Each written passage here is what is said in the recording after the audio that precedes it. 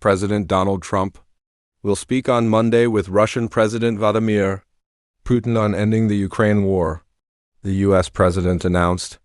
The subjects of the call will be stopping the bloodbath that is killing, on average, more than 5,000 Russian and Ukrainian soldiers a week, and trade, Trump wrote on Truth Social on Saturday. The announcement comes after representatives from Ukraine and Russia held face-to-face talks in Turkey on Friday. It was the first time the two countries held direct talks at any level in 3 years. Trump has previously said he doesn't think there will be a significant breakthrough on peace talks until he and Putin speak directly. "I don't believe anything is going to happen, whether you like it or not, until he and I get together," Trump told reporters earlier this week. Trump says he plans to speak with Ukraine, President Volodymyr Zelensky, and various members of NATO after he talks with Putin. Hopefully, it will be a productive day. A ceasefire will take place, and this very violent war, a war that should have never happened, will end, Trump wrote Saturday.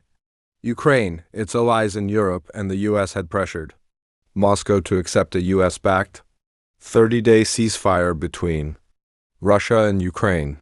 Putin denied that request and instead called for direct talks last Thursday in Turkey between the nations, which Trump firmly urged Zelensky to accept.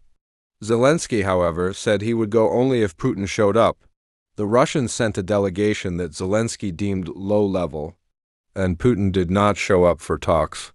Ukraine ultimately sent a delegation too, which led to the nation's first talks since 2022, resulting in an agreement on swapping 1,000 prisoners. Trump told reporters while traveling in the Middle East earlier this week he didn't expect Putin to show up to the talks in Turkey if Trump wasn't there. "Look, nothing's going to happen until Putin and I get together, okay?" And obviously he wasn't going to go. He was gonna go, but he thought I was gonna go. He wasn't going if I wasn't there, Trump said aboard Air Force One. On Saturday, Secretary of State Marco Rubio also spoke to Russian Foreign Minister Sergei Lavrov, stressing the U.S. commitment to ending the conflict. According to State Department spokesperson Tammy Bruce, Secretary Rubio welcomed the prisoner exchange agreement reached during the May 16th Ukraine-Russia talks in Istanbul and delivered President Trump's strong message. The United States is committed to achieving a lasting end to the Russia-Ukraine war, Bruce said in a statement.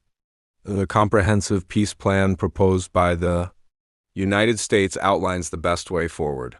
The Secretary emphasized President Trump's call for an immediate ceasefire and an end to the violence. After the call with Lavrov, Rubio posted on X, "The U.S. has presented a strong peace plan and we welcome the prisoner of war exchange agreement reached in Istanbul. Let's not miss this huge opportunity. The time for ending this war is now."